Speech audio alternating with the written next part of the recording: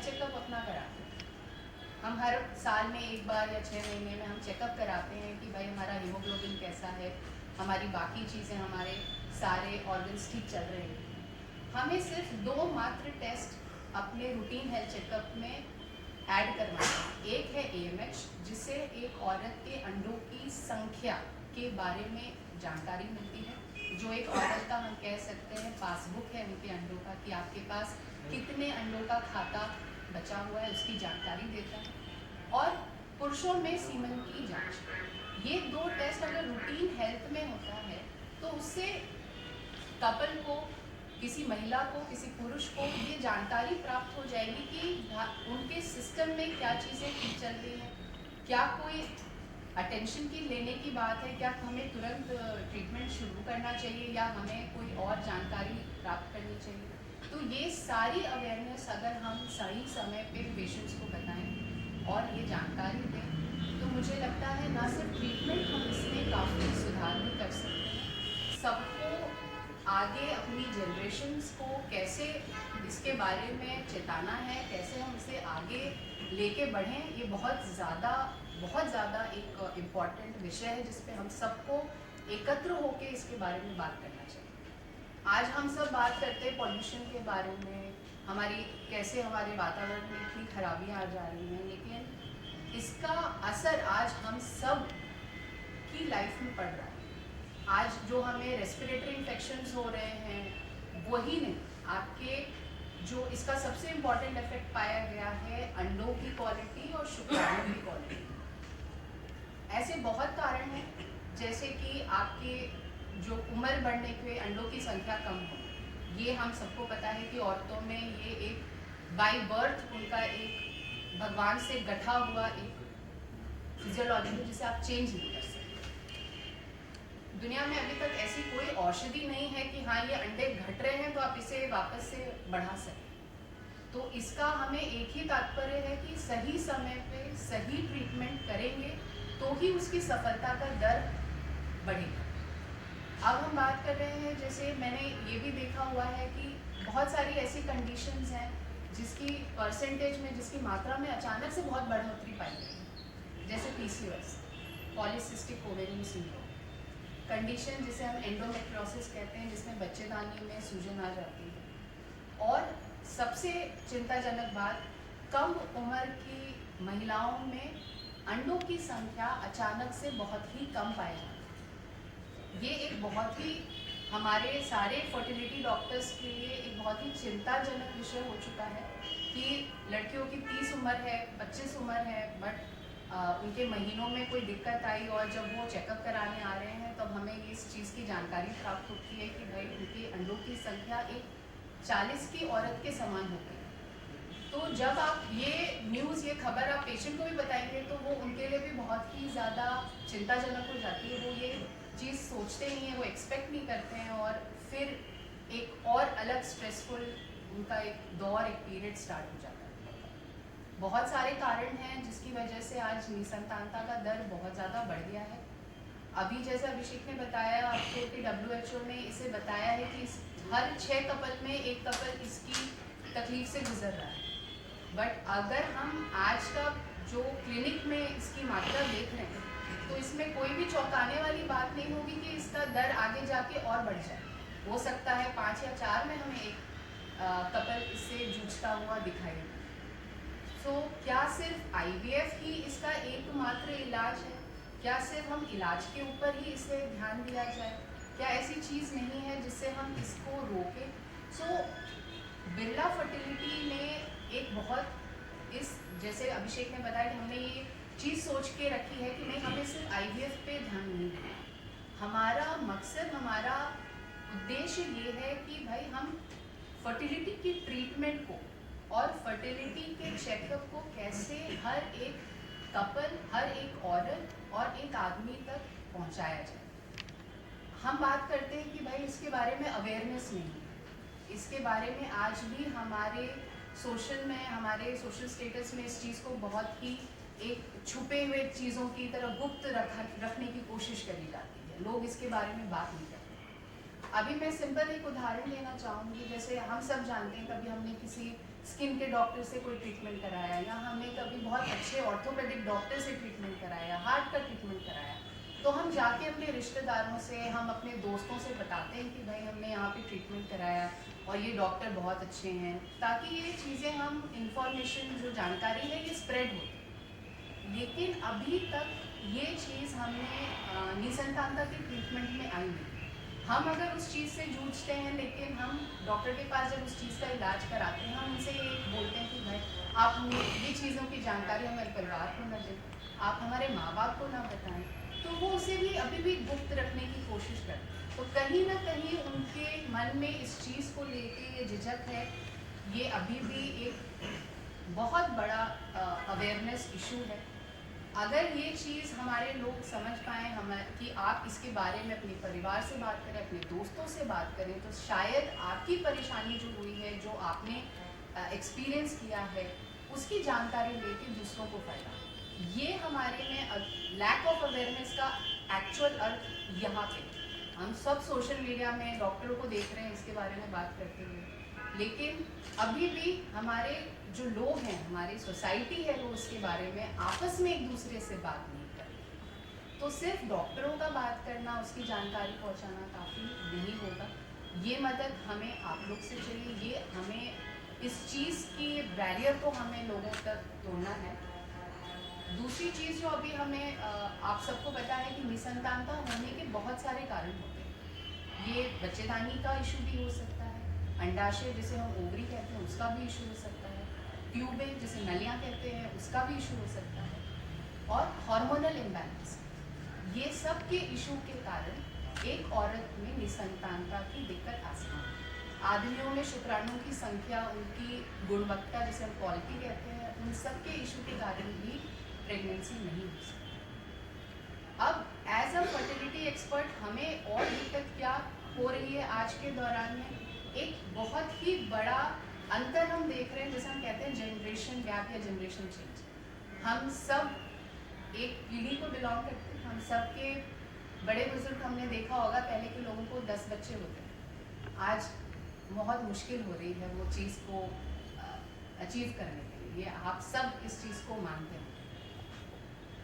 अब हमने देखा है कि आज की जो जनरेशन है, वो बच्चों के बारे में बात नहीं करना चाहते, वो शादी के बारे में बात नहीं करना चाहते। उनके लिए ये करियर है, इम्पॉर्टेंट है, जो बहुत अच्छी चीज़ है। आपको ये आज औरतें इस चीज़ के लिए एम्पावर हो चुकी हैं, आगे फील्ड में बढ़ रही हैं, लेकिन अनफॉर्चुनेटली हमारे साथ ऐसी भी चीज़ों की चेंज आई है इस जनरेशन में, जो पहले के लोगों ने कभी भी इसका सामना नहीं किया।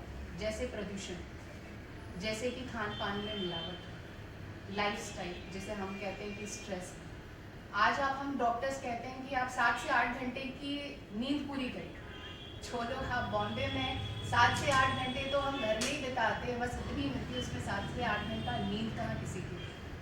सो ट्रैवल टाइम है, बाकी जो मेट्रोपॉलिटन सिटी में, ये बहुत ऐसे कारण हैं जो आज की जनरेशन में स्ट्रेस लेवल को बढ़ाते हैं। हम कहते हैं, डॉक्टर्स कह रहे हैं हम फ्रेश फूड खाइए, उसके न्यूट्रिएंट्स बहुत हैं।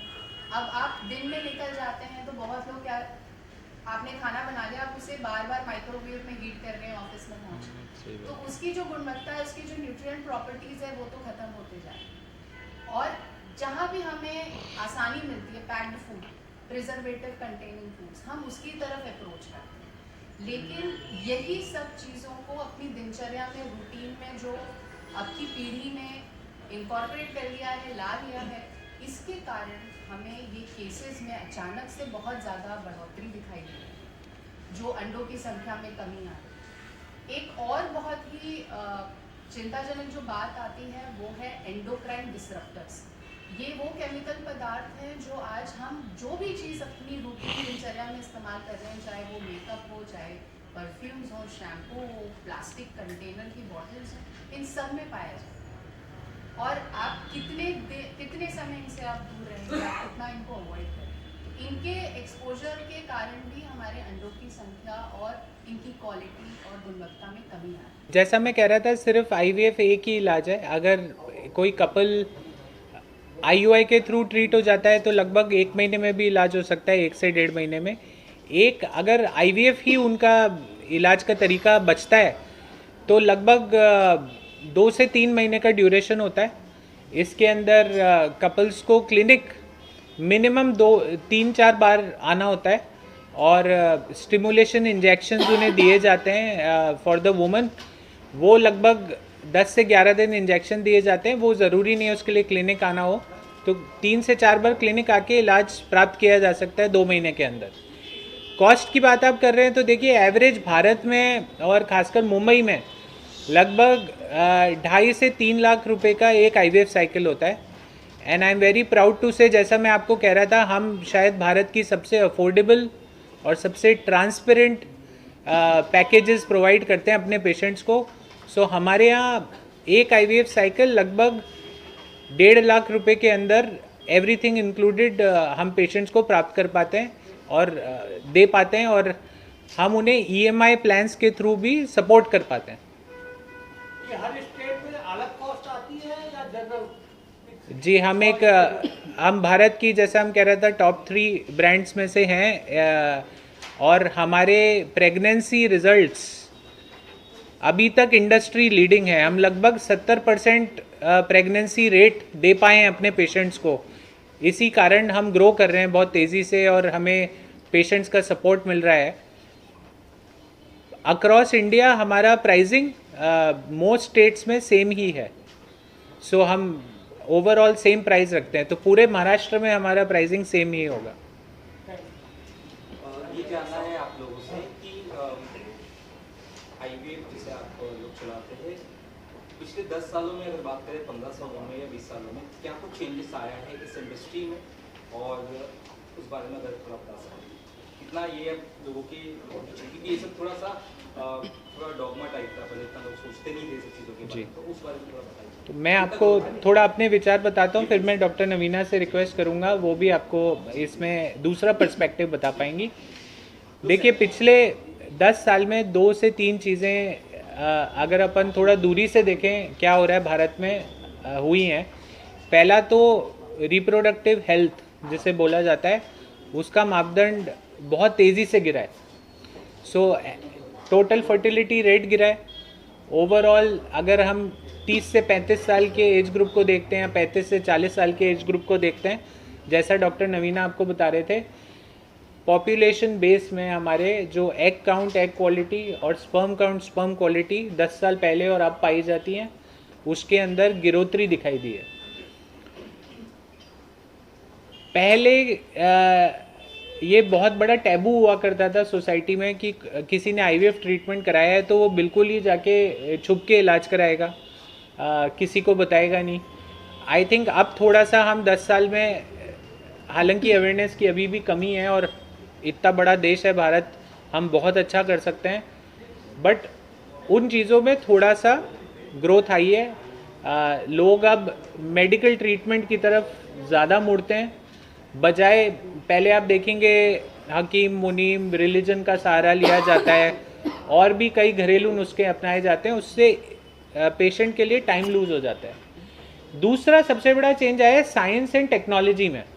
सो जो प्रेगनेंसी रेट आज से 10 साल पहले IVF दे पाता था, अब क्योंकि इक्विपमेंट चेंज हो गया है, हम लोग जो अपनी एम्ब्रियोलॉजी लैब में एयर क्वालिटी लगाते हैं, आप बिलीव नहीं करेंगे, it is one of the cleanest airs which is ISO level 5 triple HEPA filtered.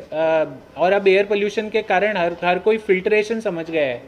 तो मैं आपको बात समझा सकता हूँ, हमारा 3 लेयर्स ऑफ फिल्टरेशन होता है। एयर जो आती है लैब के अंदर, जिसके अंदर एम्ब्रियोज प्रोड्यूस किए जाते हैं, इस सब टेक्नोलॉजी में बहुत बढ़ोतरी आई है एंड इसके कारण प्रेगनेंसी दर जो उसके अंदर भी रिजल्ट्स के अंदर पेशेंट्स के लिए बढ़ोतरी आई है। मैं इसमें एक ही चीज़ बस बताना चाहूँगी, अगर आप इसे 2 हिस्सों में विभाजित करें, पहला कि भाई केसेस में क्या बढ़ोतरी आई है और दूसरा कि ट्रीटमेंट में क्या इसमें अंतर आया है पिछले 10 साल में। केसेस जैसे अभिषेक बता रहे थे, हाँ इनकी संख्या बहुत ज़्यादा बढ़ गई है। उसके कारण अभी हमने जैसे समझे कि लाइफस्टाइल बहुत चेंज हुआ है, स्ट्रेस फैक्टर है, लोगों के शादी करने की उम्र में हमने देखा है कि अब लेट शादियां हो रही हैं और बहुत सारे कंडीशंस लाइक PCOS, एंडोमेट्रियोसिस और अंडों की संख्या में कमी आना और पुरुषों के केसेस की मात्रा इनफर्टिलिटी की जो संख्या है उसमें भी काफ़ी बढ़ोतरी आई है। सो अगर हम केसेस के बारे में बात करें पिछले 10 साल में, तो जो इनफर्टिलिटी की संख्या थी, जो परसेंटेज था, उसमें बहुत कारणों से बढ़ोतरी आई। लेकिन अब ट्रीटमेंट की अगर हम बात करें तो ट्रीटमेंट में भी साइंस ने बहुत ज़्यादा इसमें सफलता प्राप्त करी है। पहले जो 10 साल जो ट्रीटमेंट पहले होता था, आज उससे हम कई ज़्यादा साइंस ने इस क्षेत्र में काफ़ी सफलता प्राप्त करी हुई है। पहले हम बेसिक IVF टेक्निक इस्तेमाल करते थे, उसके बाद ICSI आया जो एक बहुत ही मददगार ट्रीटमेंट साबित हुआ उन कपल्स के लिए स्पेशली जिन्हें पुरुष रिलेटेड तकलीफ थी, जिनके शुक्राणु की संख्या बहुत कम थी, क्वालिटी कम थी। फिर हम आगे बढ़े, लेज़र असिस्टेड हैचिंग, ब्लास्टोसिस्ट, ये सब ट्रीटमेंट में एक एक करके हर एक बढ़ोतरी ही पाई जाएगी। आज हम उस लेवल पे साइंस बढ़ गया है जहाँ पे हम AI के बारे में बात कर रहे हैं, जहाँ हम रेडियो फ्रिक्वेंसी टेस्टिंग के बारे में, आइडेंटिफिकेशन के बारे में बात कर रहे हैं, RI के बारे में बात कर रहे हैं। सो अगर आप साइंस ट्रीटमेंट में भी बात करें तो डेफिनेटली उसमें भी बहुत ज़्यादा बढ़ोतरी आई है। लेकिन अब हमें ये ध्यान देखना है कि हम इसका प्रिवेंशन भी करें, ना सिर्फ ट्रीटमेंट की तरफ भागें। तो ये तभी संभव होगा जब हम एकत्र होकर इसकी तरफ ध्यान देंगे। नॉर्मल जनता के हिसाब से एकदम बेसिक सोच से अगर देखा जाए या सोचा जाए तो एक नॉर्मल जो एज था पहले, जैसे कि 21-20 के साथ में लड़की शादी करे, जो अब 28-29-30 तक हो गया, किस एज में एक लड़की को शादी करना चाहिए, एक लड़के को शादी करना चाहिए और कैसे? ये क्वेश्चन बहुत ही गलत मैं बोलूँगी, इसको मैं सही तरीके से बोलना चाहूँगी, क्योंकि आप शादी के लिए आप किसी को नहीं बोल सकते, राइट। अगर मैं बोलूँ कि आप अपने रिप्रोडक्टिव हेल्थ के बारे में कब से इस चीज़ को थोड़ा सा सीरियसली लें या इसके बारे में आप सतर्क हो जाएं और इसके बारे में आप जांचें शुरू कर दें, तो हर वो महिला, हर वो पुरुष जो 25 साल से ऊपर है और 35 तक है, आज आप लोग मीडिया से आपने तो पहले ही देखा होगा कि आज एग फ्रीजिंग के बारे में बहुत ज़्यादा चर्चाएं हो रही हैं। बहुत सारे डॉक्टर्स, बहुत सारे सेलिब्रिटीज़ आज सामने आके एग फ्रीजिंग के बारे में बहुत खुल के बात कर रहे हैं। ऐसा नहीं है कि एग फ्रीजिंग पहले नहीं होता था, पहले भी होता था, लेकिन लोग इसके बारे में बात कम करते थे। ये इतना एफोर्डेबल ट्रीटमेंट नहीं माना जाता था। पहले लोग सोचते थे कि सिर्फ जो काफ़ी ऊपर दर्जे के लोग हैं यही वो ट्रीटमेंट इसका बेनिफिट उठा सकते, इसका फ़ायदा उठा सकते। लेकिन आज इसकी इतनी ज़्यादा ज़रूरत हो चुकी है। आप पूरे केसेस को देखें तो मैं हर वो महिला जो 25 साल के ऊपर है उनसे ये रिक्वेस्ट करूँगी कि वो अपने रिप्रोडक्टिव हेल्थ की जांच करें। हर पुरुष को अपना एक सीमेन एनालिसिस चेक कर लेना चाहिए। अगर उनकी रिपोर्टों में नॉर्मल चीज़ें रिपोर्ट हो रही हैं तो अपने डॉक्टर से, अपने रिप्रोडक्टिव कंसल्टेंट से अपने खान पीन, अपने लाइफस्टाइल के बारे में चर्चा करें। इसे कैसे आगे आप मेंटेन करें उसके बारे में बात करें। लेकिन मान लीजिए कि रिपोर्ट में कुछ ऐसी जानकारी प्राप्त हुई जो आपके लिए अलर्ट है, जो बहुत चेताने वाली बात है, तब आपको एक सही समय पे ट्रीटमेंट करने का मौका मिलता है। ये हमेशा हमें ध्यान रखना है कि कोई भी चीज़ का सफलता दर उस ट्रीटमेंट को कब किया गया, किस समय किया गया, उस पर बहुत निर्धारित है। हम जितना इस चीज़ को लेट करते हैं, जब चीज़ों की रिपोर्ट्स काफ़ी ख़राब होते हैं, तो ये बहुत मानने वाली बात है कि उसकी सफलता दर में काफ़ी गिरावट आएगी। डॉक्टर नवीना जो कह रही है, मैं बस एक ही बात ऐड करूँगा उसमें। We also have introduced and announced a very comprehensive reproductive health screening program, जिसमें हम एग्जैक्टली सारे कपल्स जो अभी फैमिली प्लानिंग के बारे में सोच भी नहीं रहे या उन्हें कोई इनफर्टिलिटी का इशू नहीं है, उनके लिए भी ये मौका देते हैं और ये जागरूकता बनाने की कोशिश कर रहे हैं कि आप आइए और अपना रिप्रोडक्टिव हेल्थ असेस कराइए। बस इतना काफ़ी है। और शहरों में गांव में क्या अभी भी फर्क है? जैसे हमेशा से होता है, क्योंकि शहरों का एक अलग लाइफस्टाइल होता है, तो उससे भी बहुत इम्पैक्ट लगता है आपको? जी, जितना डेटा पब्लिश किया गया है उसके अकॉर्डिंग इनफर्टिलिटी रेट या जो इंसिडेंस रेट बोलते हैं किसी भी कंडीशन की, वो ये कहा नहीं जा सकता कि शहरों में ज़्यादा है, गांवों में कम है, नॉर्थ में ज़्यादा है, साउथ में कम है। तो आई थिंक सब तरफ लगभग सिमिलर, जो मैंने 6 में से 1 कपल वाली बात आपको बताई, वो लगभग मोटे तौर पे भारत के अर्बन या रूरल हर क्षेत्र में पाई जा रही है और ये बढ़ ही रही है। डेटा कोई बता सकते हैं आप कितना और जनता या पॉपुलेशन इस तरह की प्रॉब्लम से अफेक्टेड है इंडिया में, कितना बढ़ सकता है 5-10 साल ऐसा कुछ? जी लगभग 3 करोड़ कपल्स एस्टिमेटेड है कि किसी ना किसी इनफर्टिलिटी प्रॉब्लम से आज के तारीख में गुजर रहे हैं। लगभग 3 लाख हर साल में कपल्स अपना IVF से इलाज कराते हैं। सो आप गैप देखेंगे वो 100 में से 1 कपल ही सामने आ रहा है। प्राइसिंग की बात करें तो कितना कस्टमर फ्रेंडली, सबसे बड़ा सवाल यही आता है। और आप शायद टॉप की IVF ऐसा है इंडिया में जिसमें आप शामिल है, सो आप उस चीज़ के बारे में दर्शकों को बता सकें जो जुड़ना चाहते हैं आप सब। जी IVF के बारे में बहुत सालों से ये माना गया है कि बहुत ही महंगा इलाज है।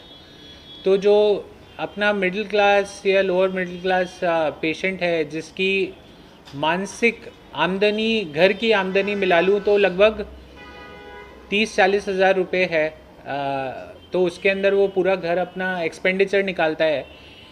वो सोचता है कि लगभग 2.5 से 3 लाख एवरेज इलाज की कॉस्ट मानी जाती है एक IVF साइकिल की। इसको देखने के 2 तरीके हैं। एक तो एक साइकिल में इलाज गारंटीड नहीं होता, तो आप किस क्लिनिक पे इलाज ले रहे हैं बहुत ज़रूरी है, जिससे आपकी प्रेगनेंसी रेट के चांसेस या सक्सेस के चांसेस हाईएस्ट हो। सो राइट क्लिनिक को चूज़ करना बहुत इंपॉर्टेंट डिसीजन है पेशेंट के लिए। और मैं बहुत I can very proudly say that we are industry leading in our pregnancy rates and you can see them here. Number 2, on the pricing and packages and मैंने लगभग 400-500 पेशेंट से बात की थी 2020 में देश भर में पर्सनली। एंड जो मैंने पाया, पेशेंट की सबसे बड़ी फ्रस्ट्रेशन है कि जैसे जैसे इलाज कर सकते हैं, कुछ चीज़ें ऐसी हैं जिसे आप कंट्रोल नहीं कर सकते। अगर हम अपने दर पे बात करें कि हम अपना क्या ऐसी चीज़ें हैं, जैसे खान पान, हमें कोशिश ये करनी है कि हम दिनचर्या में जितने भी प्रिजर्वेटिव पैकेट फूड जिसमें आपके जो भी प्रिजर्वेशन वाली चीज़ें हैं, इसे अवॉइड करें। हमेशा हम कहते हैं कि पानी जो है ना, इसकी मात्रा हमारे शरीर में अच्छी रखें। जो हम नींद के बारे में हम बात कर रहे थे कि 7 से 8 घंटे की नींद होनी चाहिए। आज कोई ऐसा इंसान नहीं है जिसकी ज़िंदगी में स्ट्रेस नहीं है, बट उसे थोड़ा सा अपने मेडिटेशन, योगा, कुछ व्यायाम, आप दिन भर में अगर 30 मिनट का भी व्यायाम करते हैं तो ये भी बहुत ही सफलता के लिए आपके एक कहते हैं कि बहुत एक आगे का स्टेप हो जाता है। दूसरी, हमें ये ध्यान रखना है कि आप क्या जो खा रहे हैं, जो आप अल्कोहल, आज की जनरेशन में हमने इसे एक फैशन के रूप में देखा गया है कि भाई हम स्मोकिंग कर रहे हैं, हम अल्कोहल कंजम्पशन कर रहे हैं। इसकी मात्रा या इसे ना करना, पुरुषों में स्मोकिंग की मात्रा ज़्यादा होने की वजह से भी शुक्राणु की संख्या, उनकी क्वालिटी, उनके DNA डैमेज में बहुत बढ़ोतरी पाई गई। आज हम लैपटॉप, फ़ोन, डिजिटल की जो चीज़ें हैं जिनमें रेडिएशन का उपयोग होता है, उसकी हम कहते हैं कि आप आदमियों में हम कहते हैं कि आप फ़ोन अपने पॉकेट में ना रखें, ठीक है। हम आज कोई भी, कितने लोग हैं हम फ्री हैं तो हम हमेशा स्क्रीन में स्क्रॉल करते रहते हैं। उसकी बजाय आपने फ़ोन को रेडिएशन ही एमिट कर रहे हैं, उसे कुछ मात्रा में आप बाहर रखें, कुछ समय के लिए बाहर रखें, ठीक है। और जैसे लैपटॉप, पुरुषों में हम बहुत ज़्यादा ये काउंसलिंग करते हैं, इसकी जानकारी बोलते हैं कि जो पुरुष लैपटॉप पे बहुत समय तक काम करते हैं वो टेबल पे रख के लैपटॉप काम करें, और जब उसका प्रयोग ना हो तो उसे स्विच ऑफ कर दें, उसे बंद करें, ना कि स्लीप मोड में डालें। बिकॉज ये सारे पदार्थ जो हैं, ये सारे जो रेडिएशन एमिट करते हैं, ये कहीं ना कहीं हमारे शरीर को नुकसान करते हैं। खाने पीने में हम शब्द इस्तेमाल करते हैं लाइफस्टाइल, ये खुद ही अपने आप को बताता है कि लाइफ और उसकी स्टाइल, पूरी ज़िंदगी। अगर हम ये सोचें कि हम 1 महीना करके छोड़ देंगे और इसका हमारे शरीर पे असर दिखाई देगा, ये बिल्कुल नहीं। तो आज की जनरेशन से मैं 2 ही चीज़ की रिक्वेस्ट करूँगी कि आप जितने भी मॉडर्न हो, जितनी भी तकनीकें आ रही हैं, लेकिन स्वस्थ खाना, फ्रेश खाने की तरफ, 7 से 8 घंटे की नींद, व्यायाम को अपने लाइफ में लाना और डिजिटल इक्विपमेंट से जितनी थोड़ी लिमिटेड दूरी कर सकें थोड़े समय के लिए, बाहर जाके खेलना। आजकल के बच्चे ज़्यादा करके स्क्रीन घर में ही रहते हैं, थोड़ा बाहर आउटडोर में खेलना, इन सब चीज़ों का रूटीन में इस्तेमाल करें। और सही समय पे जैसे हमने बात करी थी चेकअप कराना, चेकअप कराने का ये अर्थ कहीं भी नहीं है कि आपने ट्रीटमेंट करना है, इससे सिर्फ आपको एक जानकारी प्राप्त हो रही है आपके हेल्थ के बारे में। ये चीज़ों का आपने ध्यान दें। मैं एक लास्ट सवाल आपसे पूछना चाहूँगा, यंग फीमेल स्पेशली ऐसी भी महिलाएं आपके यहाँ पे आती होंगी जिनको कहीं ना कहीं बच्चे के लिए प्रेशर जैसे फैमिली नॉर्मली होता ही इंडियन फैमिली, ऐसे भी क्या पेशेंट्स आपके यहाँ पर आते हैं और क्या उनका कैसा रहता है साइकोलॉजी, कैसे थोड़ा सा अगर बता सकते? देखिए भारत में तो ये तकलीफ़ बहुत शुरू से चली आई है। आप सबने ये देखा होगा कि बहुत सारे ऐसे फाइल्स आती हैं हमारे पास जहाँ पे सिर्फ फीमेल की जांचें हुई हैं, मेल की कभी जांचें ही नहीं हुई। तो ये आप मान के चल लें कि उन्होंने ये तो दिमाग में अपने बैठा लिया था कि ये महिला की ही गलती थी, पुरुष की कोई चेकअप ही नहीं किया। ये मैं डॉक्टर की भी मानसिक सोच के बारे में बता रही हूँ। और जब एक फर्टिलिटी डॉक्टर इसे चेक करता है, बिकॉज हमें ये पता है कि प्रेगनेंसी दोनों के 50-50% कंट्रीब्यूशन के हिसाब से होती है। सो जब हम महिला को चेक कर रहे हैं तो हमें एक बार तो पुरुष को चेक करना ही करना है। ये भले ठीक है उनकी रिपोर्ट नॉर्मल आ रही है, बट आप एक बार भी ना चेक करें, ये गलत तरीका है। तो आप जब ऐसे, हमने बहुत केसेस देखे कि जब हमने पुरुष की चेकअप करी और उसमें हमें फिर दिक्कतें पाई। लेकिन आज भी हमारी सोसाइटी, हम कितने भी एडवांस हो गए हैं, किसी भी सोसाइटी स्ट्रेटा को हम बिलोंग करें, ये प्रेशर महिलाओं के ऊपर हमेशा रहा है। दुसरा क्वेश्चन आहे, स्ट्रगल करण्यामध्ये काही लोकांची वेळ निघून जातो, स्ट्रगल शिकण्यामध्ये, एज्युकेशनमध्ये, नोकरीमध्ये काही मुलीची संख्या होऊ शकतो 40-42, त्याची वेळ मुलाची संख्या ज्यावेळी कधी 30 असतो, ज्यावेळी 35 असतो, ह्या पद्धतीने अगर विवाह जर झाला, त्यांचे संबंध वयामध्ये जर डिफरन्स जर असेल, त्यांच्यामध्ये हा इश्यू होऊ शकतो का? ये जो इशू है ये शादी को नहीं देख के होता। आपने 25-28 की उम्र में शादी करे हो या आप 40, डिफरेंस के बाद अगर लेडीज का उम्र अगर 40+ होगा, हाँ, मैं उसी पे आ रही। 35 आहे, मला कळलं तुम्ही काय सांगितलं, मला कळलं नाही। इसमें बस यही है कि औरतों में जैसे उनकी उम्र बढ़ती है उनके अंडों की संख्या में गिरावट आने लगती है। जब हम कहते हैं 30 की उम्र में ये गिरावट में बहुत तेज़ी से बढ़ोतरी होनी शुरू हो जाती है। 35-40 में ये संख्या में भी और इनकी गुणवत्ता में भी बहुत ज़्यादा तेज़ी से गिरावट आती है। 40 के बाद एक भारतीय महिला मेनोपॉज की दौर पे शुरू हो जाती है।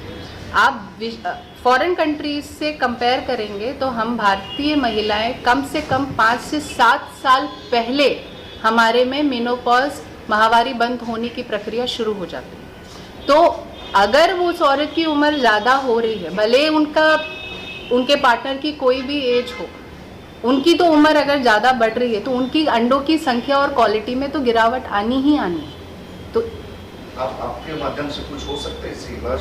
तो मैं यही कह रही हूँ कि अगर कोई भी इसका कारण हो, अगर औरतों को अपनी करियर पे ध्यान देना है या उन्हें कोई पर्सनल रीज़न की वजह से उनके शादी में डिले हो रहा है या उन्हें अभी बच्चे प्लानिंग नहीं करने हैं, सो अपनी रिप्रोडक्टिव हेल्थ की चेकअप कराएं। और आज साइंस इसी चीज़ के लिए, और बिरला फर्टिलिटी ने भी ये बहुत बड़ा इनिशिएटिव लिया है कि एग फ्रीजिंग जैसी आज तकनीक हमारे पास उपलब्ध है, जिससे आप इसका उपयोग करके, आपने अगर एक 30 की उम्र में अपने अंडे फ्रीज करा लिए, अब आप किसी भी कारणवश आपने ये निर्णय लिया कि आपको 35 या उसके बाद प्रेगनेंसी के बारे में सोचना है या प्लान करना है, बट आप ये 30 की उम्र के फ्रीज अंडों का इस्तेमाल कर सकते हैं। अब ये सोचने वाली बात है कि जब मैंने 35-36 की उम्र में प्रेगनेंसी प्लानिंग करी, उसके अंडों की गुणवत्ता और 30 की उम्र में जो मैंने अपने अंडे फ्रीज किए थे उनकी गुणवत्ता में कितना अंतर होगा। सो एग फ्रीजिंग के लिए इसीलिए हम आज की बच्चियों को, आज की महिलाओं को इस चीज़ के लिए हम बोल रहे हैं, इस चीज़ के लिए जागरूक करना चाह रहे हैं कि अपनी जांचें कराएं। और अगर उन्हें 1% भी इस चीज़ का डाउट है कि उन्हें अभी अपनी फैमिली प्लानिंग नहीं करी है या आगे उन्हें पता नहीं कि वो शादी कब करना चाहते हैं या करियर की तरफ ध्यान देना है, सो ये एक एग फ्रीजिंग एक औरत के लिए इतना कहते हैं ना एम्पावरमेंट, उनके लिए एक बहुत बड़ा रिप्रोडक्टिव हेल्थ का एक बहुत बड़ा एम्पावरमेंट चीज़ है। इसका उन्हें बहुत बेनिफिट उठाना चाहिए और बिरला फर्टिलिटी एंड आईवीएफ ने इस चीज़ को ध्यान में रखते हुए बहुत ही बेसिक मतलब इसका जो बजट है बहुत ही एफोर्डेबल है कि ताकि ये चीज़ हर स्तर की महिला इसका उपयोग कर सके। देखिए, जो लगभग आज कोई भी यंग कपल, वर्किंग कपल या कोई भी महिला, अगर हम लोग बाहर खाना खाने भी जाते हैं तो जो खर्चा होता है लगभग 1600-1700 रुपये महीने के कॉस्ट पे एटलीस्ट 5 साल का, जो डॉक्टर नवीना बताती हैं, हमने फ्रीजिंग प्रोग्राम लॉन्च किया है जो अपने आप में इन इंडिया अनोखा है। इस प्राइस पे कभी भी ये सर्विस हमारी कम्युनिटीज़ को मिली नहीं है। और मैं एक ही चीज़ जोड़ना चाहूँगा डॉक्टर नवीना जो कह रही थी आपके क्वेश्चन के आंसर में सर, वो ये है एक फ्रीजिंग एक ऑप्शन है, दूसरा ऑप्शन ये है कि जैसे ही कपल को फील हो कि अब हम 6 महीने से ट्राई कर रहे हैं फॉर फैमिली, और अगर 6 महीने के अनप्रोटेक्टेड सेक्स के बाद भी अगर वो नहीं प्रेग्नेंट हो पा रहे हैं, सबसे पहले आके डॉक्टर से मिलें, उसमें फिर टाइम वेस्ट ना करें। क्योंकि आप सब जितना डॉक्टर साहब ने समझाया, आप यही देख रहे होंगे कि सारा खेल समय का है। तो जितना जल्दी उचित इलाज और कंसल्टेशन कराएं, उसका सल्यूशन टाइमली मिल जाएगा।